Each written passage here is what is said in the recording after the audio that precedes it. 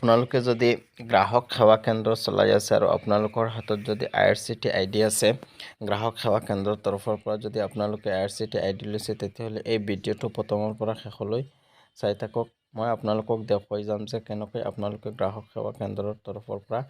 ticket booking কৰিব পাৰে আপোনালোকে গুগলত সাৰ্চ কৰিব CSC train ticket booking CSC train ticket booking click কৰাৰ লগে লগে আপোনালোকৰ সন্মুখত অফিচিয়েল যেটো ৱেবসাইট আছে এই ৱেবসাইটটোত ক্লিক কৰিব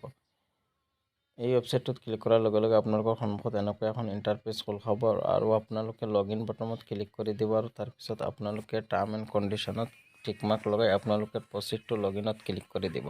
প্ৰসিড টু লগইনত ক্লিক কৰাৰ লগে লগে ইউজাৰ আইডি আৰু পাছৱৰ্ড দি আপোনালোকে লগইন কৰি ল'ব আৰু আপোনালোকৰ সন্মুখত কিছুমান কন্ডিশন দেখা পাব এই কন্ডিশনখিনি আপোনালোকে ভালদৰে পঢ়ি I agree টিক মাৰ্ক লগাই সাবমিট বাটনত ক্লিক কৰি দিব তাৰ পিছত আপোনালোকে কৰ পৰা কলৈ জাৰ্নি কৰে সেই ষ্টেচনটো আপোনালোকে সাৰ্চ কৰি সিলেক্ট কৰি দিব সাৰ্চ কৰাৰ লগে লগে ইয়াক আপোনালোকে ডেট সিলেক্ট কৰিব কোনটো ডেটত আপোনালোকে জাৰ্নি কৰে সেই ডেটটো আপুনি ইয়াৰ পৰা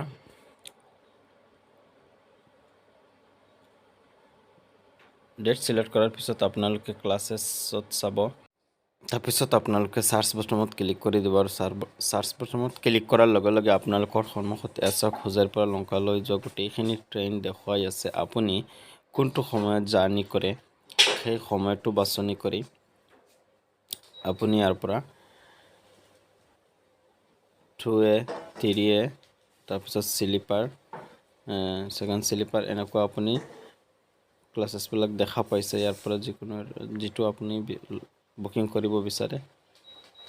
সেটোত আপোনালোকে ক্লিক কৰি দিব আৰু আছক তলত আপোনাৰ দেখুৱাই আছে আৰু এনেকুৱা এটেনশন বুলি এখন আপোনালোকৰ সন্মুখত আহিব এখন আপুনি ক্লোজ কৰি দিব তাৰ পিছত চাওক আপোনাৰ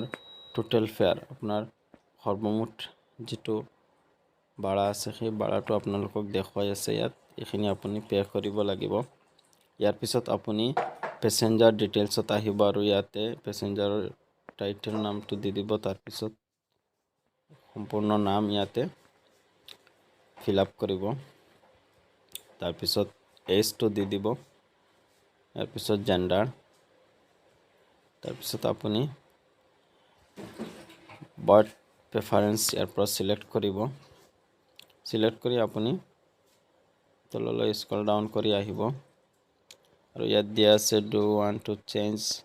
boarding station এটো ন বুলি দি দিব যদি yes দিব আৰু আপোনালোকে এড প্যাসেঞ্জাৰত ক্লিক কৰি তললৈ স্ক্ৰল ডাউন কৰি আহি ইয়াতে প্যাসেঞ্জাৰৰ মোবাইল নম্বৰটো দি দিব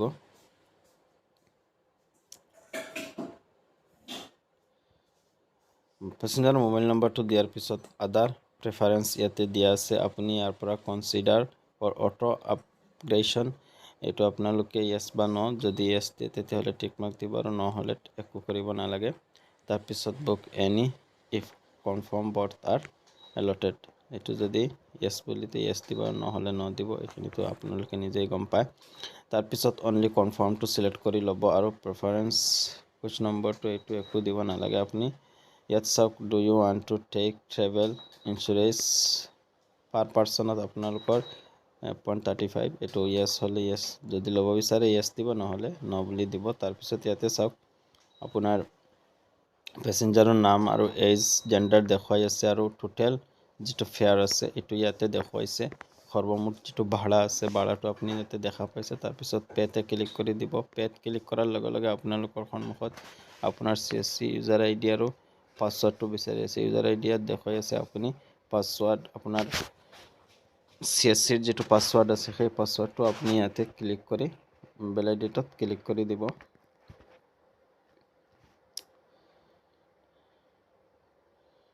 তাৰ পিছত আপোনাৰ যেটো ওয়ালেট পিন আছে এই ওয়ালেট পিনটো ইয়াতে আপুনি